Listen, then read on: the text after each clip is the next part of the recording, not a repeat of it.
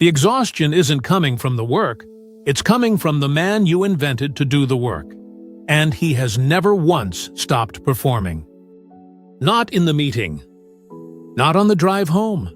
Not at 2 in the morning, when you lie awake rehearsing tomorrow's lines for a room that doesn't even exist yet. Keep waiting for the tiredness to resolve into something you can fix. More sleep. A cleaner calendar. One more system to buy back your hours. But it never resolves, because it was never a stamina problem. You are strong. You've proven that. You can carry weight that flattens other men, and still show up composed, still deliver, still be the one who holds. That is exactly the trap. The strength is real. It's just being spent in the wrong place. Not on the building, but on the man who has to look like he was born knowing how to build. And look closely at the shape of your fatigue, because it doesn't look like ordinary tiredness. It's the founder who's winning on paper and feels nothing when the win lands. It's the flash of irritation at people who did nothing wrong. It's the hollowness on the good days, the ones that were finally supposed to feel like enough. That is not the fatigue of a man who worked too hard. It is the fatigue of a man who has held a pose so long he can no longer feel his own face underneath it. Something in you is standing guard around the clock, defending an image. And that image has a name. A psychological one. Precise, almost a century old. Before this is over, you're going to see the exact difference between the self that builds and the mask that only performs. You're going to feel where the leak is. Here is where most men get this wrong, and where the cheap version of this idea does real damage. So let's kill it now. The mask is not the enemy. The face you put on for clients, for the team, for the rival across the table measuring you, it is not fakery to be torn off in some act of raw honesty. It is a tool. Everyone wears one. The surgeon who stays calm while your life is in his hands is wearing one. The father who steadies his voice so his kids won't catch his fear is wearing one. Composure under pressure is not a lie. It is a skill, a rare one, and you have earned yours. So if some part of you braced to be told that your discipline is a sickness and your ambition is a wound, relax. That is the lazy reading, and it is beneath you. The problem was never that you have a mask. The problem is that you forgot you were wearing it. Somewhere along the way, the tool fused to the hand. Role stopped being something you put on in the morning and became the only thing you believe you are. And that is a different, quieter catastrophe, because a man who knows he's wearing a mask can take it off at night and rest. A man who has become the mask has nowhere to go. He comes home, and the performance follows him through the door. Sits alone and still auditions. He can't find the version of himself that isn't being evaluated. Because he has spent so long being the projection that there's no one left underneath to come home to. So we are not going to talk about how to stop pretending.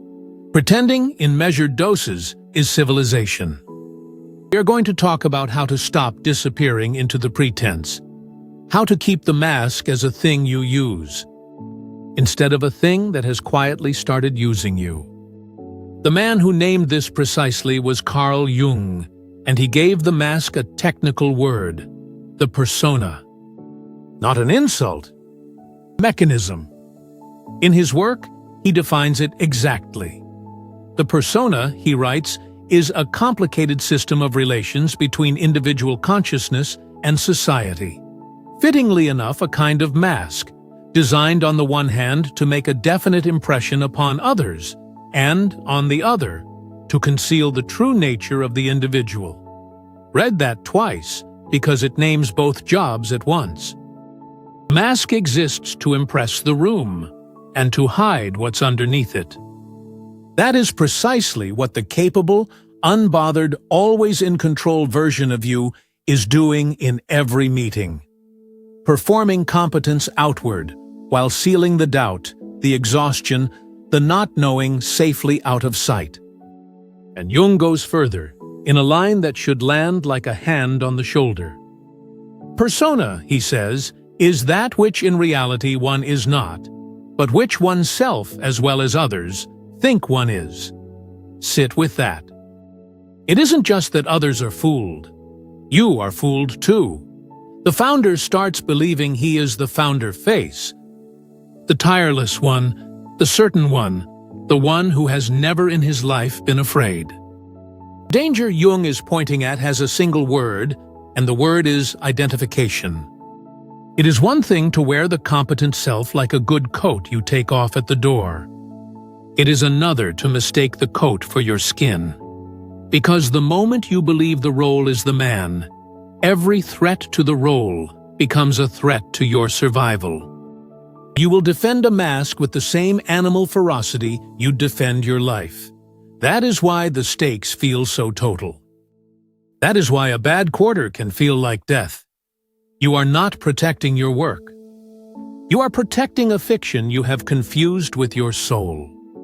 One quick thing before the next part, because the next part is where this starts to cost you. If you're building something real, and if you're still here, you are, subscribe, so the next essay in this series finds you when it's ready. This is the channel for the parts of the work nobody says out loud. That's it. Back to the argument.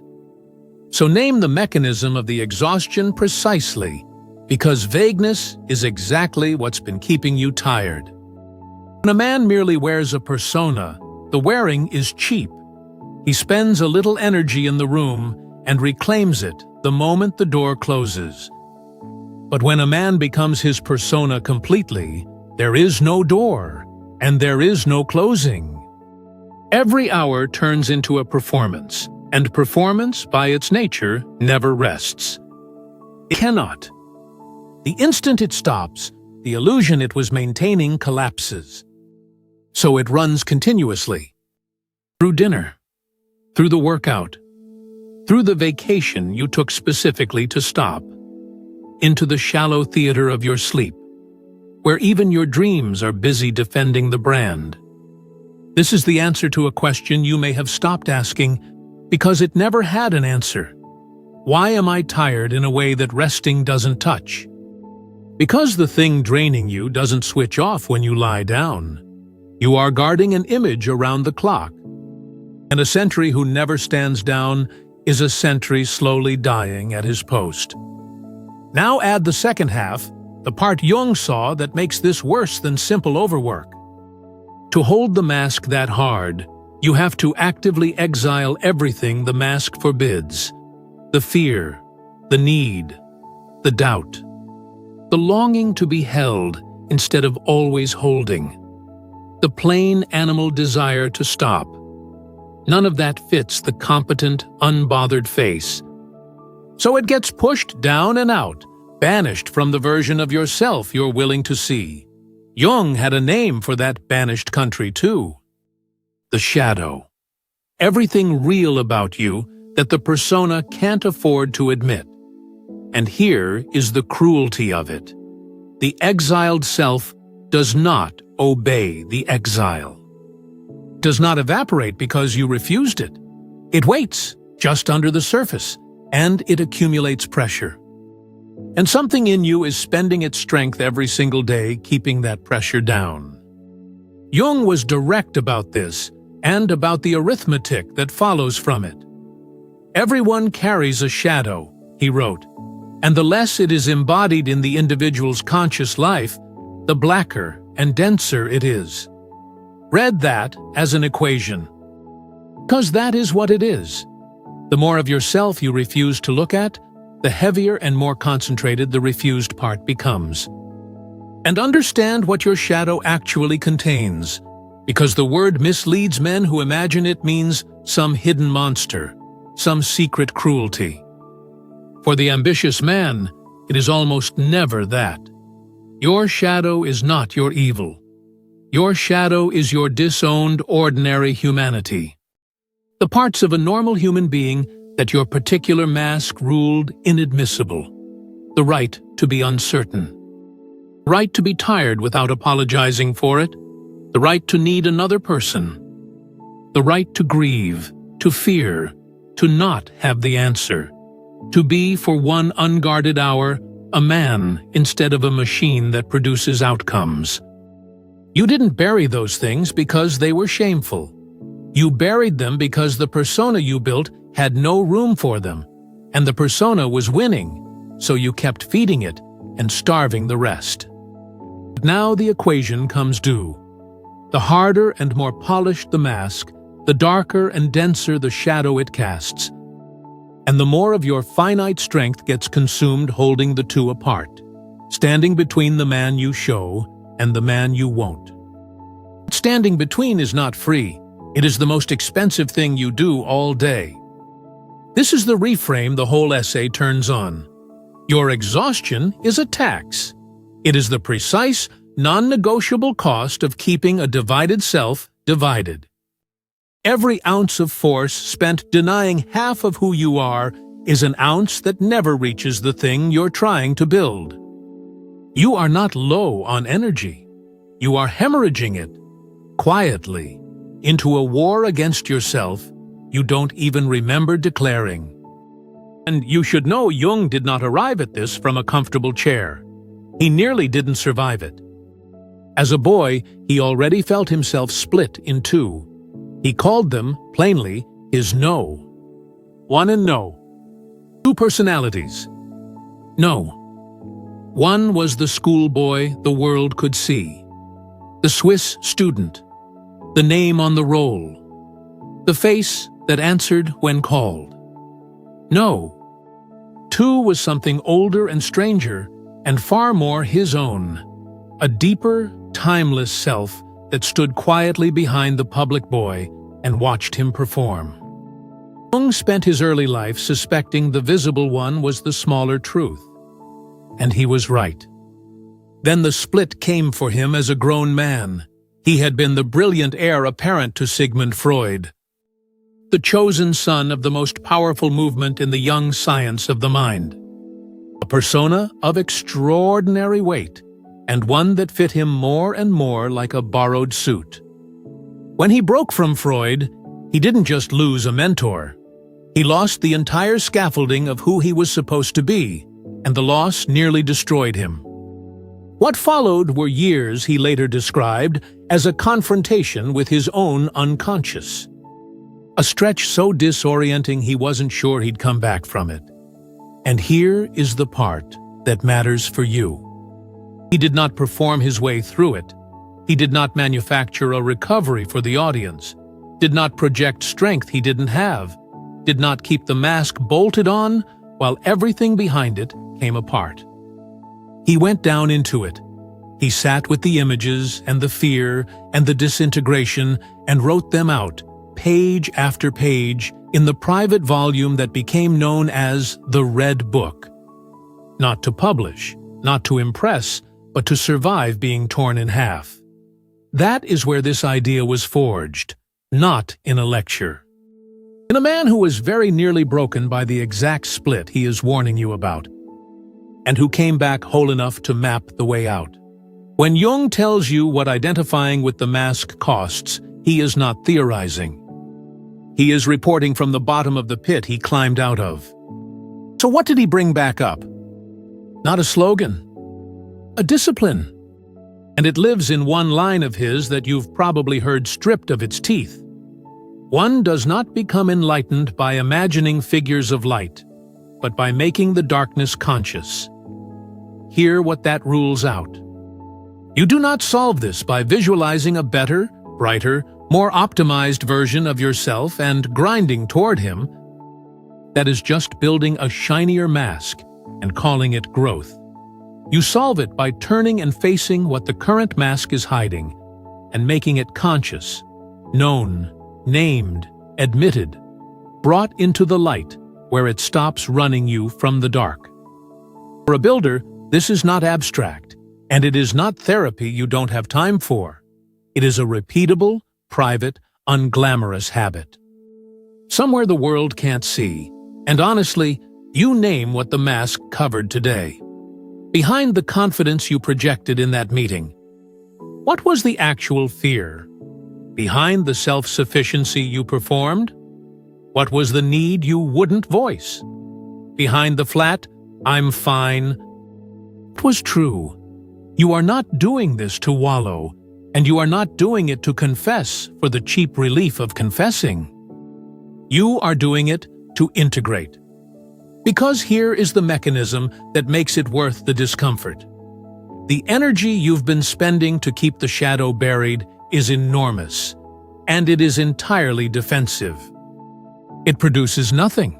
The moment you make that material conscious, you stop having to guard it. The war ends. The strength that was pinned down holding the line comes back into your hands. Available now, for the first time in years, to go into the work instead of the wall around it. The disowned energy stops working against you and starts working for you. That is the whole return. You are not adding a practice to your life to feel better. You are unbinding force you already own. Now, guard this hard, because right here is where weak men take a real idea and turn it into an excuse. And you're not going to be one of them. Making the shadow conscious is not a permission slip. It is not license to quit, to abandon the discipline that got you here, to let the standards slide and call the sliding authenticity.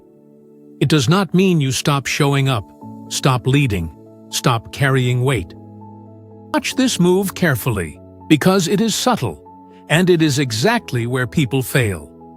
If you tear off the competent mask and replace it with a raw, honest, unfiltered mask, the man who now performs his brokenness the way he used to perform his strength, you have changed nothing. You've just swapped one costume for another. The authentic mask is still a mask. Wallowing is still a performance. It's just performing collapse instead of control, and it costs you every bit as much. Integration is not the collapse of the persona. It is the end of your enslavement to it. It means the competent face becomes something you put on deliberately when the situation calls for it, and set down deliberately when it doesn't. A tool in your hand again, instead of a skin fused to your face.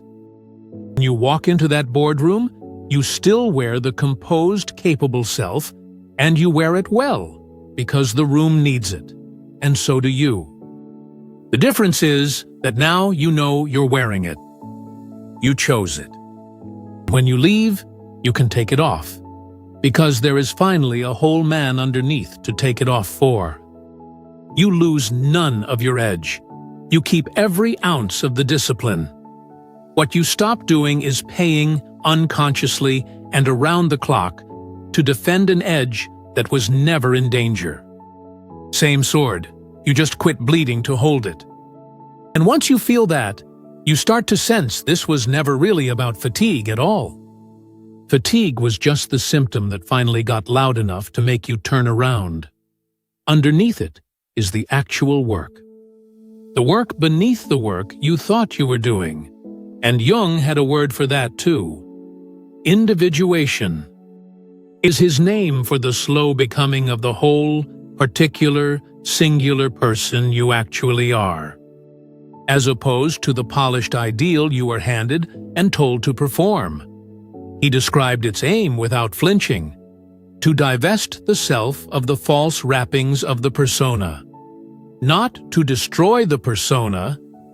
Divest yourself of the false wrappings, the parts you mistook for essential, the compromise you'd been defending as if it were your soul. And notice what he is and isn't promising.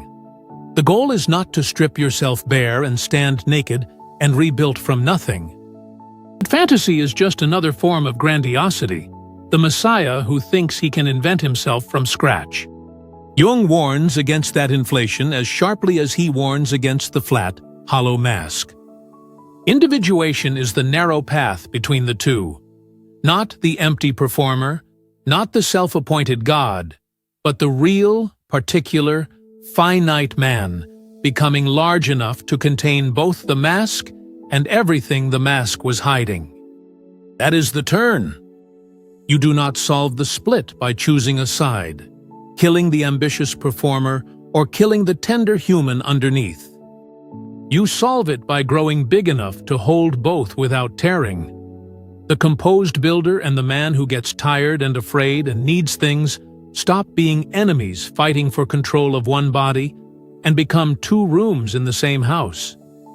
A house you finally, fully live in. That is the real project. It was always the real project. Everything you thought you were building out there was, underneath, an attempt to build that. Now, a moment of honesty, because in a space this crowded with counterfeits, honesty is the whole edge. There is a famous line that gets bolted onto videos exactly like this one. The privilege of a lifetime is to become who you truly are. It is beautiful. It rhymes perfectly with everything we've said about individuation, and Jung did not write it.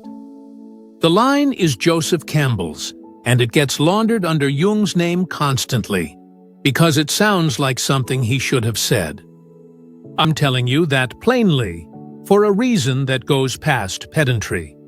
If the whole thesis of this essay is a man who stopped performing a borrowed identity, then this essay does not get to perform a borrowed authority. It would be the exact hypocrisy we've spent this whole time dismantling, dressing up in a quote that isn't ours to impress you. So I'll leave it on the floor, and there are more where that came from. I am not what happened to me. I am what I choose to become. Until you make the unconscious conscious, it will direct your life, and you will call it fate. Both endlessly attributed to Jung. Neither traceable to anything he actually wrote. The truth of individuation does not need a single one of them. Because Jung said the real thing himself, and the real thing is enough. In his own words, the aim is becoming a single, homogeneous being. Coming to selfhood, he called it. Self-realization, not perfection. Wholeness. One integrated man in place of two warring ones. That is the standard here. In the ideas and in the sourcing, both. Only what's real. Because a man building something real should be able to tell the difference. And now you can. So come back to where this started. To the tiredness that sleep doesn't touch. The wind that lands and gives nothing back. The guard that never stands down. You understand it now. It was never the weight of the work. It was the weight of holding up a man who doesn't exist, in front of an audience that mostly isn't watching, with strength that was meant for the thing you actually came here to make. And notice what this asks of you, and what it doesn't. It does not ask you to stop building. Your ambition is not the disease. It never was. It does not ask you to burn the company down, abandon the discipline, or trade the composed man for some softer one. It asks something quieter and much harder. It asks you to stop building against yourself. To let the man doing the achieving and the man underneath the achieving become, at long last, one man. So the strength stops splitting in two at the door, and finally, all of it points the same direction. The relief you've been chasing was never going to arrive on the far side of one more milestone. It arrives the day the war inside you ends. The day the sentry gets to come in from his post, and there's a whole self there to receive him. You don't have to become someone else to get there. You have to stop leaving the one you are behind. So build the thing. Build all of it. Just stop leaving yourself out of it. And come home to the man who was strong enough to carry all this the entire time.